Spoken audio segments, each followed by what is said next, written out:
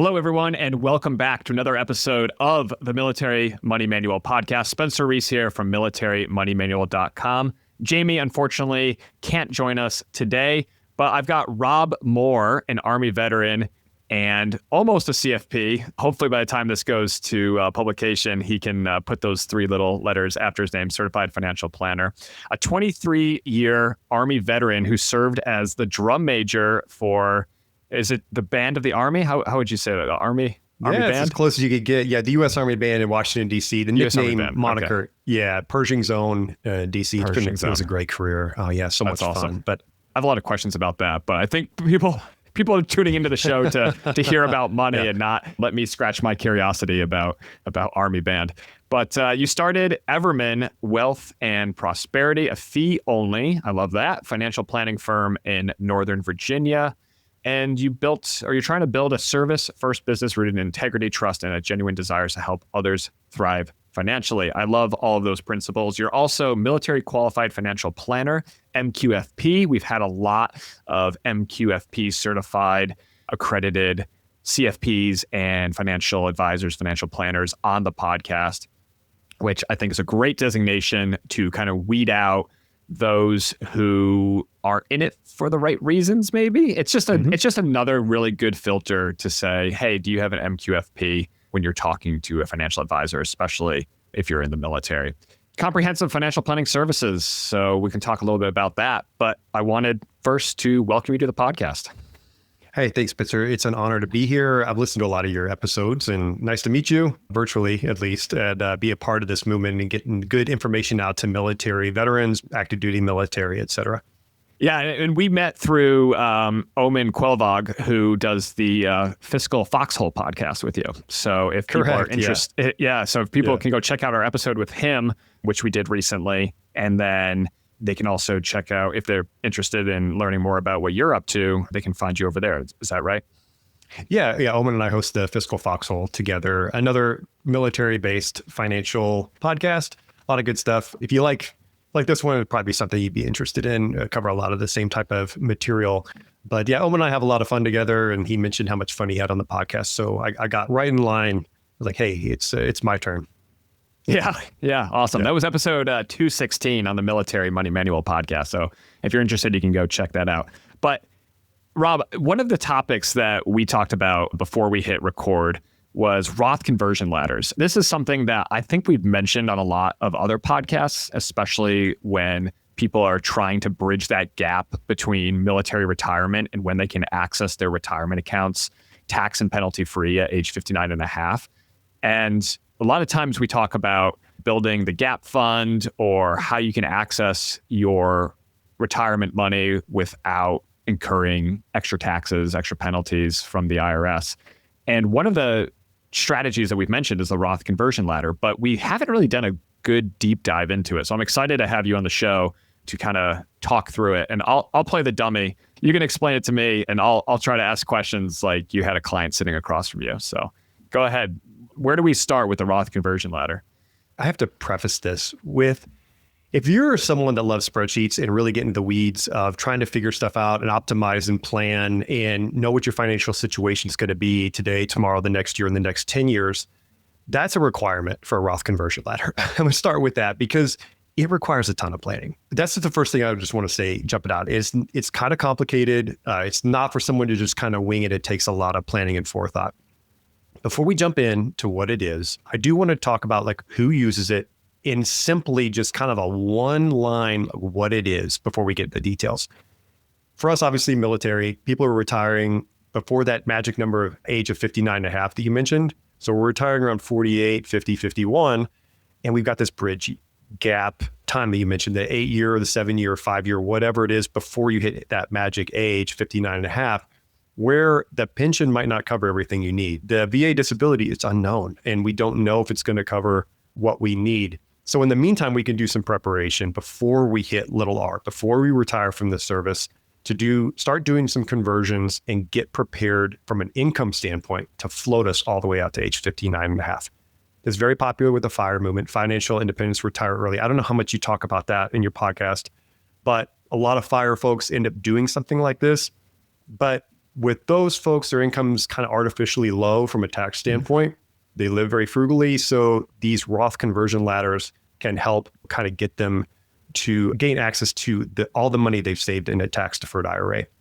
With military, I'm going to talk about alternatives later, but it is important to understand that if you're starting this process before like the 5 years out before you hit little R retirement, chances are you're earning more money than you ever have your entire life. And I understand we're not always just trying to optimize taxes. We're trying to create a goal. We're trying to create an income goal. I get that, but the taxes are important to consider. So it's, as I run the numbers, it's not always ideal, but it is an option. And I think it's worth considering. Now, what is it? Roth Conversion Ladder. I try to distill this to do like a one sentence. It's not easy because it doesn't matter how much AI you throw on this. Like, it's a complicated topic, and a lot of it, I found some of the best examples are with visuals, right? Where you can like see the buckets and you can perfect. See the money flowing from one bucket to the other. But we don't have the benefit, the luxury of visuals on the podcast. So let's try to paint a picture with words here. Go ahead.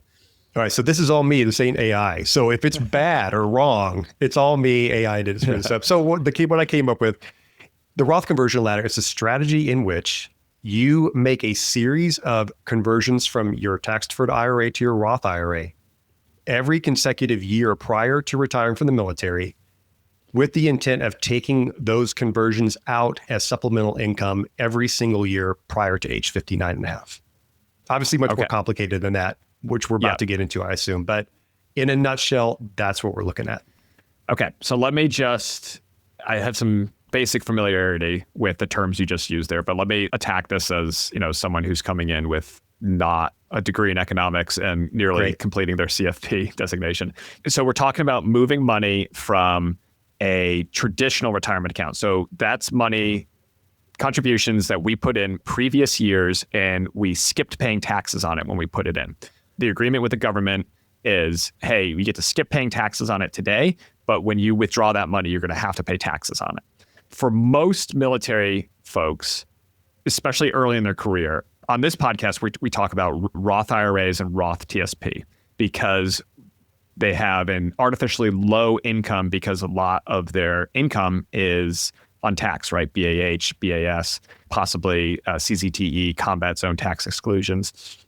But in this case, let's say that for the first 10 years of your career, you did Roth TSP, Roth IRA, and then you went and ran the math. And let's say you have a decently earning spouse, and maybe you're now in the 22, 24% bracket, and you say, okay, it's time for me to switch from Roth contributions to traditional contributions. So we're assuming that you're coming into this scenario with a pot of money on the traditional side. And now what we're going to do is we're going to move money from our traditional side to our Roth side. But in order to do that, the government says, hang on, you didn't pay taxes on that money when you put it into that account. That's part of the deal. So if you're going to pull money out of that account, you need to pay taxes on it. Is that correct? I've got that. That's perfectly said. Okay. Yeah, I think it's excellent. A couple of things. I like some of the terms you use because I think there's a couple of points to highlight. The first one is you use your word traditional IRA. So let's run with that one. If you're doing this research on your own, you're going to see tax deferred IRA used a lot. Okay, that's the same thing. So since you established traditional IRA, let's just run with traditionals called traditional throughout the remainder of the episode. The other thing too is you mentioned TSP. Okay, if you're going to do a Roth Conversion Ladder, this is not for TSP. All right.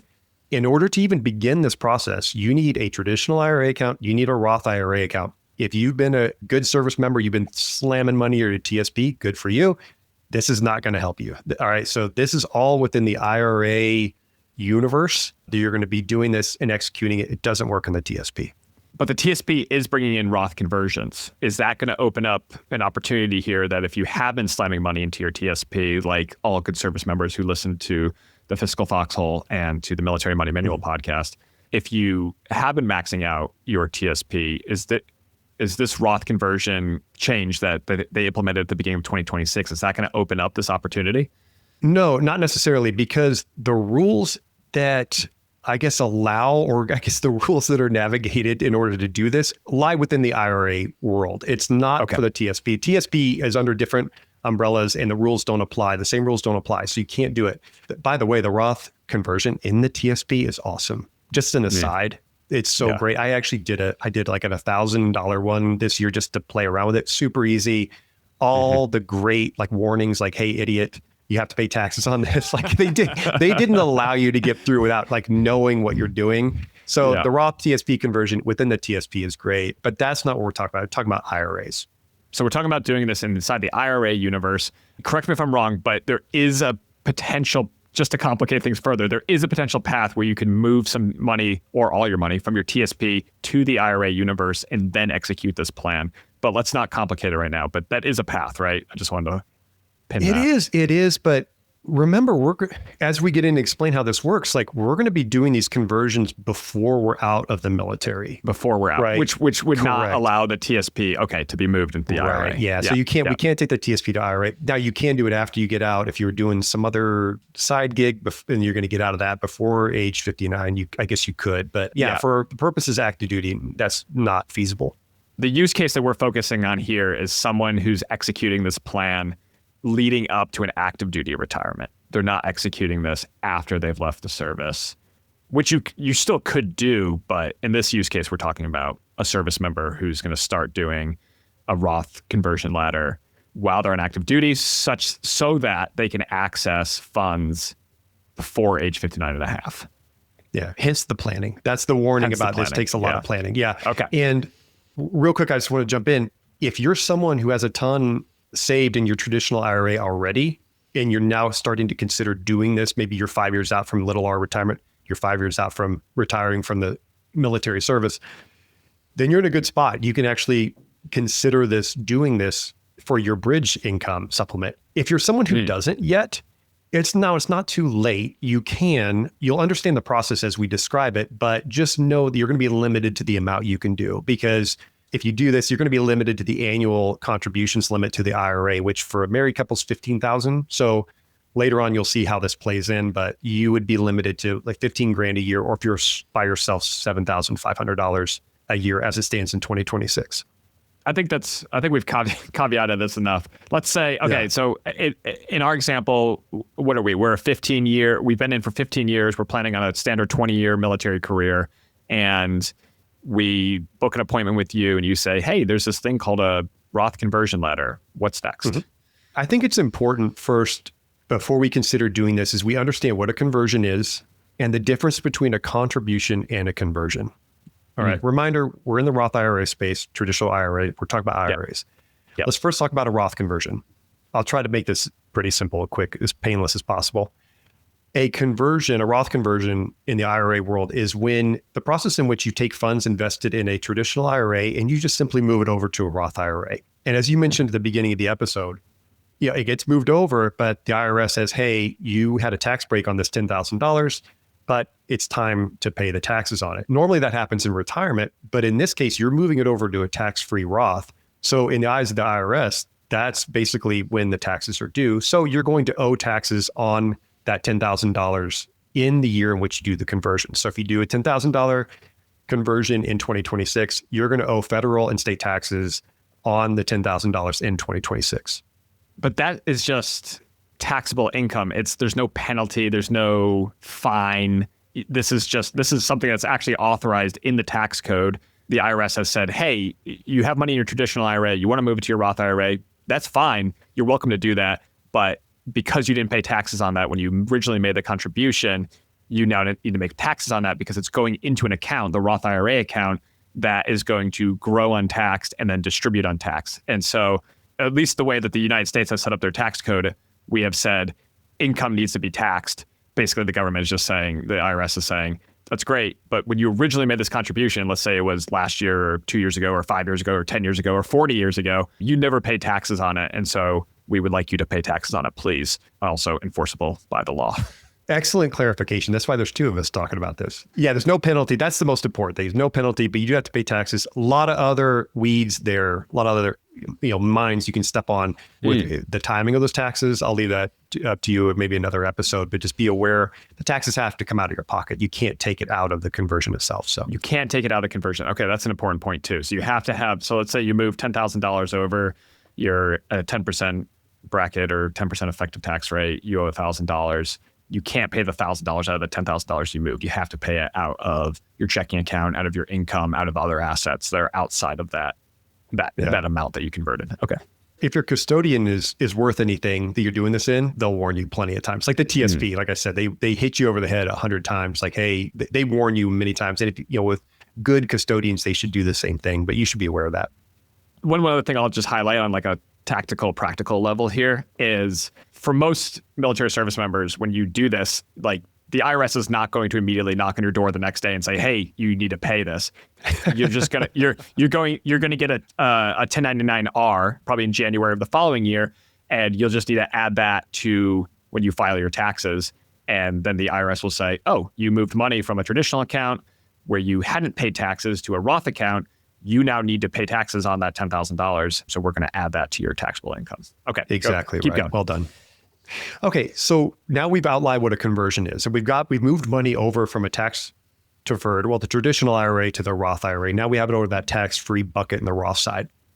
Okay. Now, let's talk about the difference though between a contribution and a conversion. This is really important because Roth IRAs are really special in such a way that if you make a contribution, I'm going to say that again, contribution, not conversion, contribution to a Roth IRA, the amount you put into the Roth IRA can be taken out penalty and tax-free whenever you want. You could do a $7,500 contribution to a Roth IRA today. Tomorrow, you can take that $7,500 out penalty and tax-free. You can take it out next month, next year, whenever you want.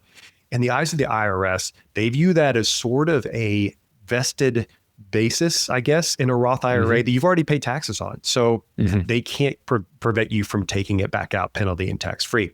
You can't touch the gain.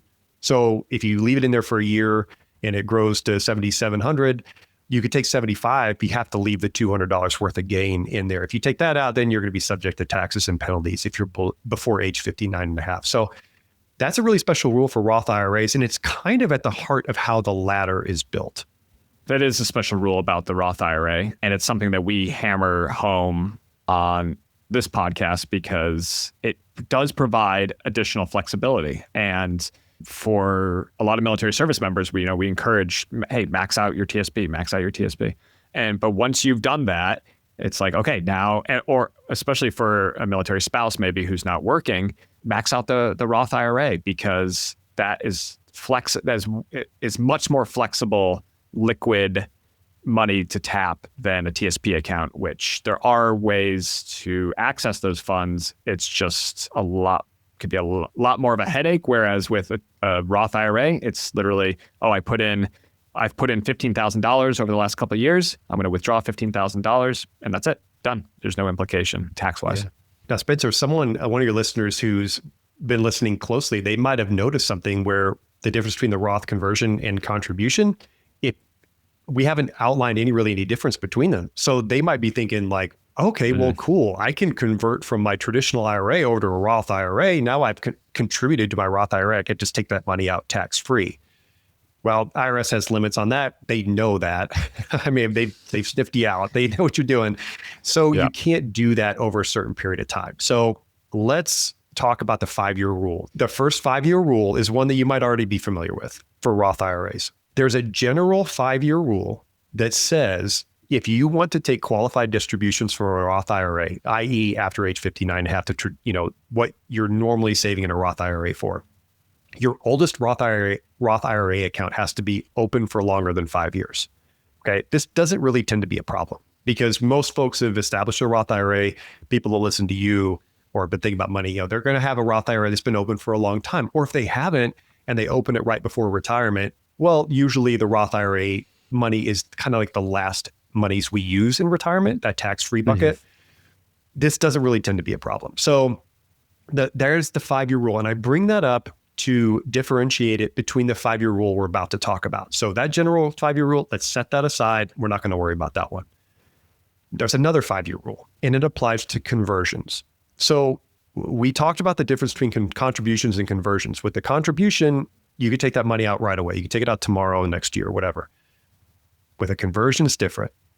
With a conversion, the IRS starts a new 5-year clock for every single conversion you make. With a little bit of clarification, which I'll get to. But basically, what that means is if you do a $10,000 conversion in 2026, there's a 5-year clock that starts. The IRS says you can't treat that like a contribution for another 5 years. But after 5 years are up, you can treat it like a contribution. You can take it out penalty and tax-free. Nice. One important thing I want to mention is the clock starts at January 1 of the year you do it. So let's say we're here in mid-April, we do a $10,000 conversion. The clock on that $10,000 starts on January 1 of 2026. If you do 2 separate $5,000 conversions in 2026, both of them start January 1 of 2026. So that's just something that kind of simplifies it a little bit and makes this possible if you're trying to plan this out. So important to note, contributions you can take out right away. Conversions are not treated as contributions for another 5 years. For each year, if you do it in 2026, starts 5-year one. Another one starts in 2027 if you do conversions in 2027, 2028, 29, etc. Each year gets its own 5-year clock.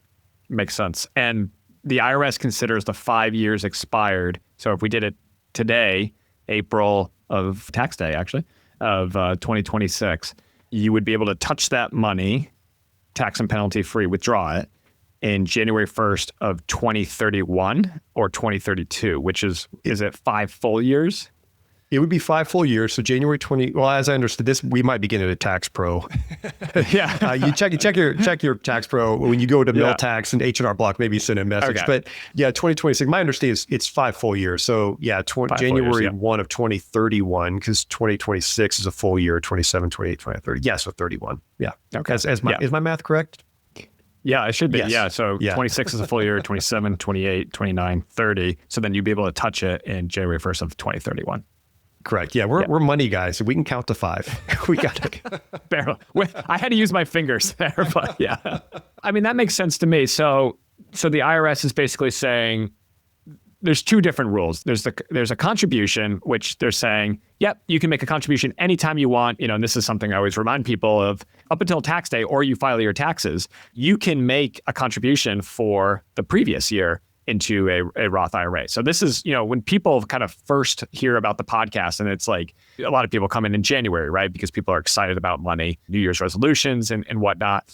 And they say, oh my gosh, like I just learned about this Roth IRA thing, and now it's too late for me to contribute for last year. And it's like, oh, actually it's not. You can contribute up to April 15th, usually, for the previous tax year. So if you had let's say you had a bonus, or you had a lot of cash, sometimes I talk to lieutenants who are really good at saving, but they just don't know what to do with their money. So they have $100,000 in their checking account.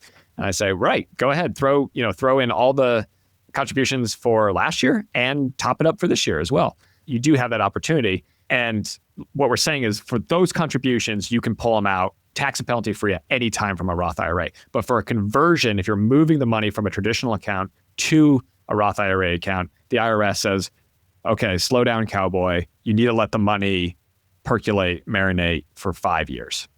I want to answer the question that maybe one of your listeners is screaming right now, because there's one hanging out there because you brought up the prior year contribution.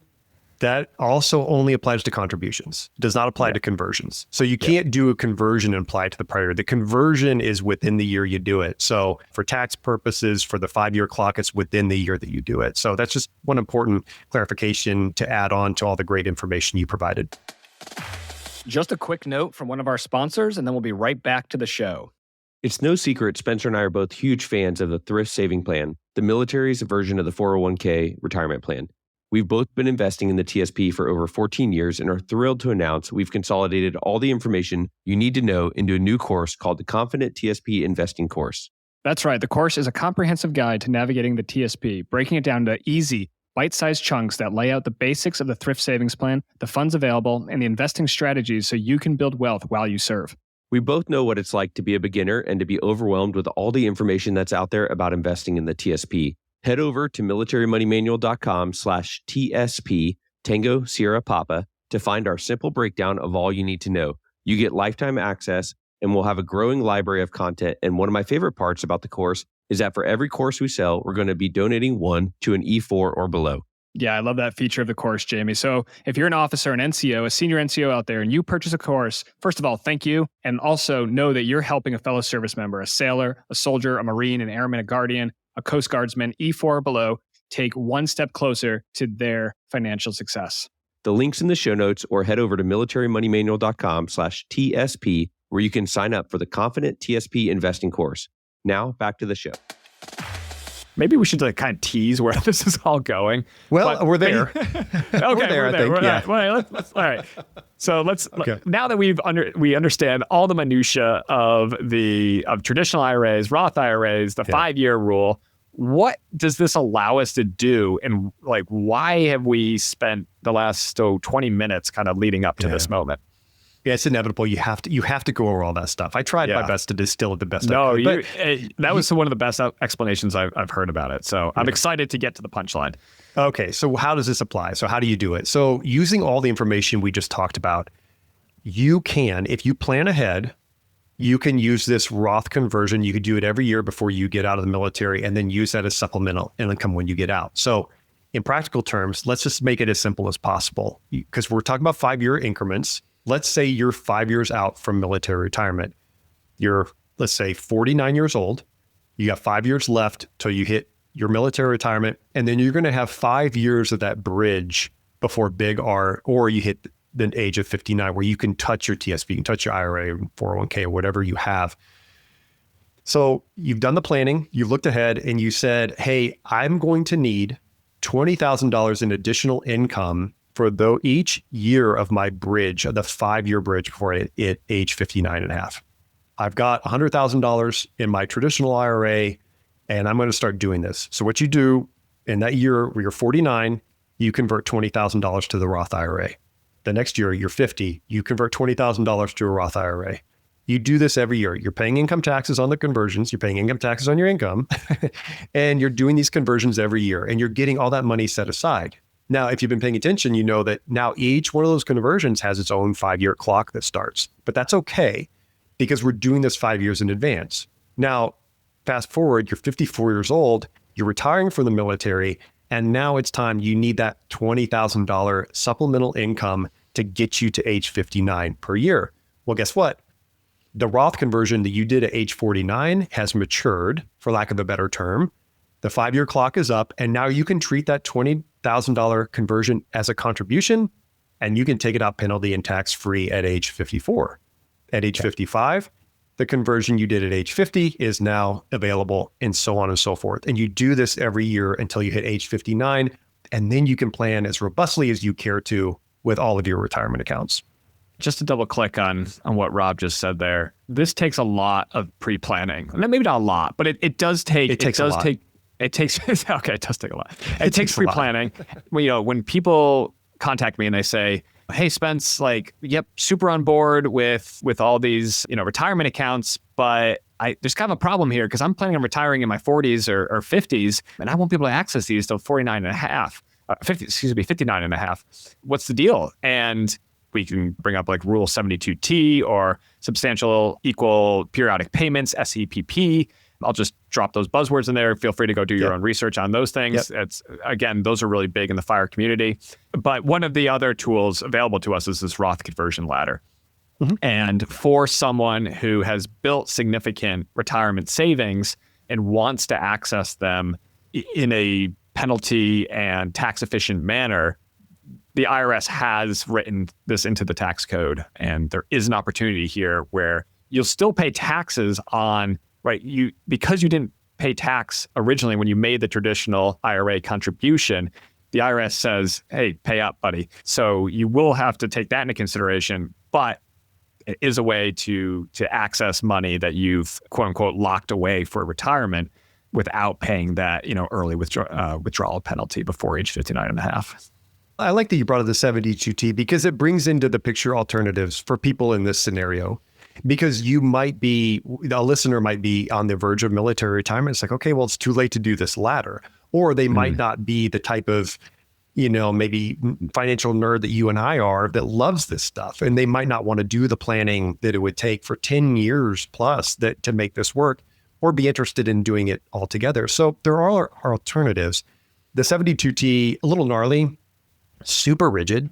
If you do elect to do that, you can get access to your retirement accounts prior, as early as you want to, but there's a lot of rules with this and you have to continue it until age 59 or 5 years, whichever's longer. Just very rigid, might not serve your needs. There's another one, the rule of 55. and also might not apply to you unless you're retiring in the year you turn 55 or later. So if you turn 53 in the year you retire, you can't do the rule of 55. We're talking to maybe people that got the military in their maybe mid to late 20s and they stayed for a full 30. So I can't imagine how many folks that would be, but that one's a little bit more permissive. It allows you basically to freely touch your TSP without penalty. But again, you have to retire in the year you turn 55. There's one other alternative, Spencer, I want to talk about. I do preach a lot on my articles and sometimes in the podcast, The Fiscal Foxhole, and that's the value of a brokerage account. And I kind of wanted to bring that into the discussion. I did do a little it's very nerdy, but it's a little case study on an 05 retiring this year, comparing the type of taxes they would see if they did Roth Conversion Ladder versus had they saved in a brokerage account. It's a really good point because it's something that I frequently bring up to people. One of my favorite little quick tax calculators, moneychimp.com has one that you literally just, it's it takes in 4 inputs and just kind of spits out very roughly, right? And what I love showing in that is how much long-term capital gains you can have and on top of your regular taxed income and how low your effective tax rate can be. Like for a military retiree, let's say they're making $50,000 a year of military retirement pay, which is subject to federal income tax and state income tax if your state has it, usually. But let's say you pull out $100,000 from your taxable brokerage account. Well, first of all, not all that $100,000, and I know I'm kind of getting to your punchline here ahead of time, but not all of that $100,000, right, is subject to long-term capital gains tax. Some of that is basis, or some of that is not is not a gain, right? It's just the initial value that you put in. But I mean, just in this scenario, right? Let's say that you actually you're withdrawing $200,000 and half of that is long-term cap gains. So now you're living on $250,000 a year, which is still a pretty good living in most of America. And let's say you're married filing jointly, 2026 numbers, $32,000 approximately standard deduction. Your gross income is $150,000. Your taxable is only $117,000, and your tax is only $4,600. It's well, hang on, that's less than 2% effective tax rate. And again, not to bury the lead, but to bring the lead front and center here, I think that's the point that you're about to get to is, hey, if you had just put a little bit of money into your taxable brokerage account, you can really open up some incredible tax advantages here. So sorry if I stole the punchline there. But you did it really well. I'll try to condense mine as much as possible. First of all, your results may vary. I'll just tell you what I came up with. And I did write an article, by the way, called the title of the article is How Tax Advantage is Tax Deferred.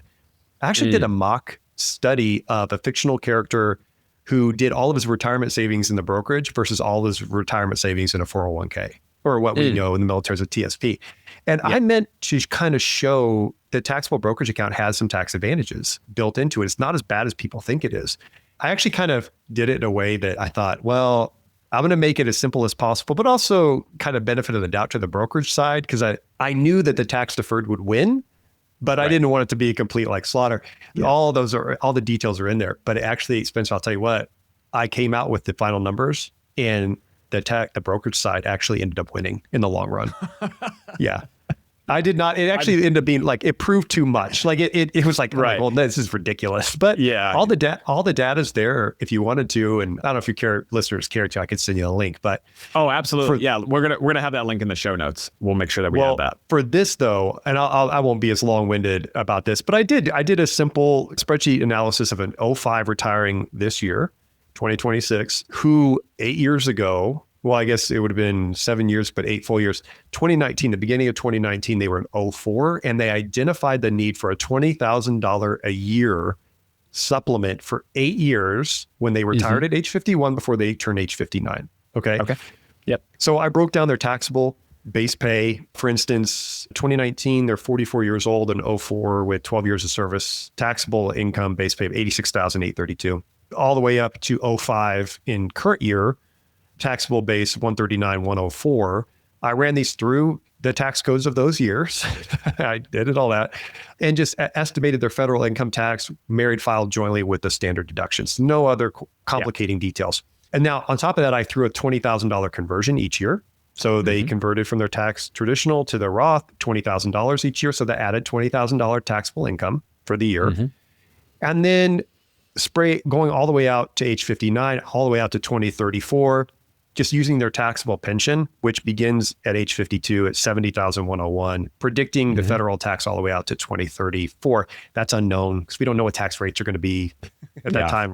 So I just simply inflated that out. But anyway, did a comparison. Had they done the Roth Conversion Ladder versus had they done a brokerage account?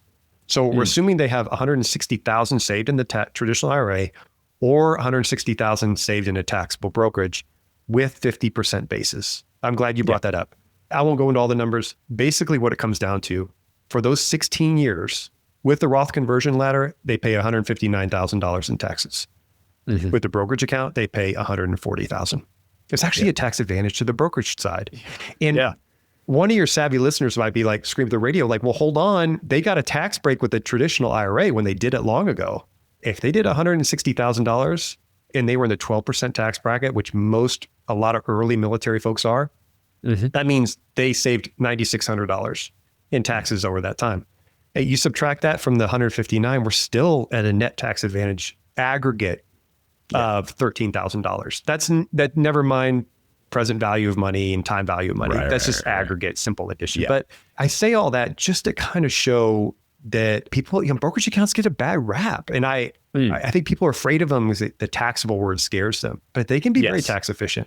They're incredibly tax efficient. And the idea that if I took a military service member, right, over 5, 10, 20-year career, doesn't matter, and they never contributed to their Roth TSP. And this is gonna, some of my listeners will be like, and never contributed to a Roth IRA, and they only contributed to a taxable brokerage account, they'd be fine. They would be absolutely fine. Maybe in the aggregate, there would have been an advantage to doing Roth, and then at a certain tax bracket, switching to traditional, if you look at like lifetime taxes paid, right?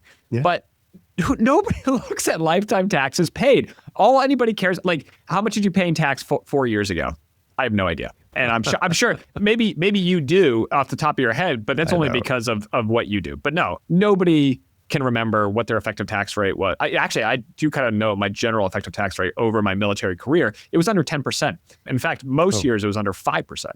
And it's only since coming into the civilian world that I start seeing much higher effective tax rates. But still, even with my income being multiples of my military income as a civilian, it's very, very rare. Unless you're in New York City or California, San Francisco, and you're earning $500,000, $1 million a year, your marginal tax rate might be 50%, but your effective tax rate is probably still down in the 20s, maybe 30%. And at that point, and then it's like, we're just playing a completely different ball game. So for an average military service member or a military retiree, you're probably not up in that stratosphere of, okay, you're just gonna be stuck in the 37% bracket for the rest of your life. And one thing that I saw in a forum recently that really made really made an impact to me, so I want to get this out to the listeners, is when you're looking at the tax brackets, right, and you're projecting out, and you're like, oh my gosh, I'm gonna have $8 million in my traditional IRA when I'm 65 or 75, and I'm taking RMDs. I'm just gonna get slaughtered because I'm gonna be way up in the top bracket. But you're not taking into account that tax brackets are inflation adjusted every year. So so when you're thinking about dollar amounts, either think about it in real dollars, right, today's dollars, or if you inflate it out, you have to inflate out everything. And you have to recognize that the 24% bracket of today is not going to be the 22 or 24% bracket 10, 20, 30 years from now, whenever you're actually accessing that money out of a traditional account. So it's kind of hard to screw this up. Like you maybe in the aggregate, and sorry, when I say that, meaning saving and investing, it's very easy to screw up a Roth Conversion Ladder without a lot of planning. So I want to make that point. But if you're saving and you're investing, if you're a military service member, if you earn a military pension, if you earn a bit of VA disability compensation, or even if you don't, But if you earn a military pension after, a long, illustrious 20 plus year career, whether it's BRS, whether it's legacy high 3, plus you saved and invested along the way, you're going to be okay. The tax code is actually quite advantageous to investors, to people who can save. And in fact, and this is a point that's been made over and over again in the financial independence, the FIRE community, is that the U.S. tax code is not favorable to people who work. And it is actually quite punishing to people who earn W-2 or 1099 income. If you're just living purely off of investments, and especially if you're living off of long-term capital gains, highly, highly tax advantaged for most people. Now, most military service members don't or can't get to that point where they're just living off of long-term capital gains. And in fact, when you add in a military retirement, it's not W-2 income for the rest of your life, but it's reported on a 1099-R, and that's great, right? Like people love guaranteed income. Guaranteed income is fantastic, and you're not working for it, right? It's retirement income, but it's taxable income because you're still taxed as if you're working for it. So the U.S. tax code is very favorable to people who work. I don't want to say work less, but work smarter, maybe. Let's imagine it is tax onerous. It is not as tax advantaged as you just highlighted really eloquently. Let's imagine you are paying taxes in a punitive way for the brokerage account. There's something you're paying for, and that's flexibility. This whole episode, all we did was talk about the rules and restrictions with IRAs and TSPs and conversions and contributions, et cetera. It's just, there's a million rules to this. When you come to a brokerage account, there's one rule. There are no rules. As I take my shirt off and wear around my head, right? Like, there are rules, but my point is, there's one rule. There's one rule. Yeah, there's one rule. Yeah. Then you could put as much in as you want. You could take out as much as you want. You can nuance the taxes as conveniently and efficiently as you care to, because there's ways to do that. But what you're buying is flexibility. And as I do plans, I work with clients. Like, there's nothing quite as valuable as flexibility and discretion when it comes to when and how they use their money. And if we can eliminate those rules of like, okay, when and how you get to it or how it's taxed, we take control with a brokerage account, and it's a no-brainer. I'm doing a bridge plan for a couple that's about to retire in 3 to 4 years. We're doing a bridge plan right now. It's all in the brokerage. It's looking pretty good. This is kind of a soapbox for me, so I apologize for going on a little long about the brokerage account. This whole podcast is, after 225 episodes, I think all of my listeners understand that this is my soapbox. So welcome aboard. Come on board the soapbox. What is the cost of optionality, right? Like, what is the opportunity cost, right? Like, yes, Roth accounts are great. You pay taxes when you earn the money. You don't pay taxes as it grows, and you don't pay taxes after age 59 and a half. Fantastic. Love it. Great option. Great investment account. But what is the cost of that? And like we just said, rules. And like a lot of people like to talk about, you can borrow against your TSP. It's like, have you heard of pledge asset lines and PALs or box spreads or margin loans against your brokerage account? Those are things that you can take against your assets in a brokerage account. You can't do that against retirement accounts, and for good reason, right? The government has set these up to basically protect you from yourself, but there is a cost to everything. There's no free lunch. I love the Roth TSP. I love the Roth IRA, right? When I get a lieutenant or a young officer or someone who just enlisted in the services and they say, what is this thing and how do I use it? I'm like, let me tell you about the Roth TSP and how it could make you a millionaire over your military career. And oh, by the way, you are in such a low tax bracket, you really can't mess this up. But you lose the optionality, you lose the convenience. And I know for me, like, optionality, freedom of movement, freedom of choice, like freedom to make decisions is very important for me. And I'm glad that I maxed out my Roth TSP for many years while I was on active duty. I maxed out my Roth IRA, I maxed out my wife's Roth IRA, but we also, on top of that, contributed to a taxable brokerage account. And now that I've left active duty and I'm doing my own thing, having that flexibility, having that freedom to be able to access those accounts and then just let my retirement accounts grow untouched and really unlooked at. I update the spreadsheet maybe every quarter or every year. And they're just like, wow, my TSP has grown by another, was it last year? Like it was like $70,000 without any contributions, right? It's just sitting there, just growing. And it's like, wow, fantastic. And no taxes, right? No taxes to worry about, but I can't touch it until age 59 and a half. Well, actually, after this episode, we kind of learned that we can touch it, but there's rules that you have to follow. All rules. So. Yeah. I love the way you landed that point. Thank you for that real world example. Excellent. Yeah. Well, that's fantastic, Rob. Hey, we're almost up to an hour here. Anything you want to leave the listener with before we get going? I think we could talk for another hour or two, but I think we really hammered this Roth Conversion Ladder thing. I think there's a lot of ink spilled about this online. The FIRE community, you would think that this is the greatest thing since sliced bread. And like, it is a tool, it is a option, especially if you have assets in a traditional IRA and you're wanting to supplement your income to kind of bridge that gap between little R retirement and big retirement, age 59 and a half. But when you're building a plan, right, you want to use, or you're building a house, right, you want to use a hammer where it's appropriate and you want to use a saw where it's appropriate, and you don't want to confuse the two things. So anything else you want to leave the listener with before we bounce here? Yeah, two things. One we left off the table real quick is, I mentioned before, if you don't have anything in your traditional IRA and you wanted to do this, you could start doing backdoor Roth contributions. I'll let you look that up. Just know that you're limited to $15,000 for a married couple or $7,500 per person, assuming you're under age 50. Each conversion you do with a backdoor Roth contribution is subject to the same 5-year window. So, and you're limited to that amount. So if your income buffer need is higher than $15,000 a year, that might not work for you. And the final one is, this is like gamifying it, right? These are for people like you and me that kind of love to maximize. And the joke I make to my wife is every 2 years we go to Disney World and it gets more complicated every single time. And people love doing it. Like, they love maximizing their experience. It's like Disney makes it more complicated every year. And then everyone's like, oh, I can't wait to figure out how to maximize this new complicated thing. It's a game. If that is exciting for you, then Roth Conversion Ladders might be your jam, because you kind of have to enjoy doing this. You kind of have to enjoy the planning, enjoying looking ahead that long, enjoying doing all these little tweaks and conversions every single year and figuring out the taxes. So that's just one more final caution. If that's you and this scenario fits you perfectly, then hey, go for it. Episode 162 of the podcast, we talked to Brian Alf O'Neill from Winged Wealth about backdoor Roth IRAs. So if someone wants to deep dive into that, go check out that. Another good episode from another MQFP holder and CFP. Rob, this was awesome, man. I really appreciate you taking the time to join us and talk through this. Where can people find what you're working on?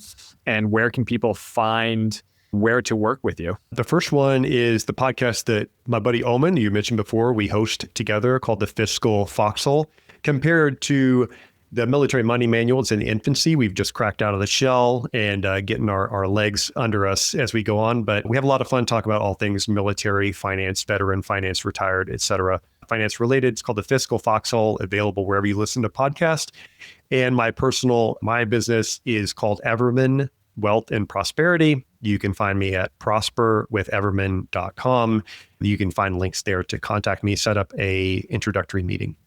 Awesome. Well, we'll have those links in the show notes, and we'll also throw in some links to some Roth Conversion Ladders and a couple of the best articles from your site, Rob, so people can kind of see what you're working on and what you're thinking about.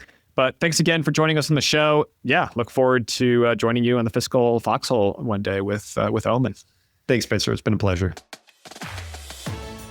Thanks so much for tuning in to this episode of the Military Money Manual podcast. If you're enjoying the show, please feel free to rate, subscribe, and leave a review wherever you listen to your podcasts.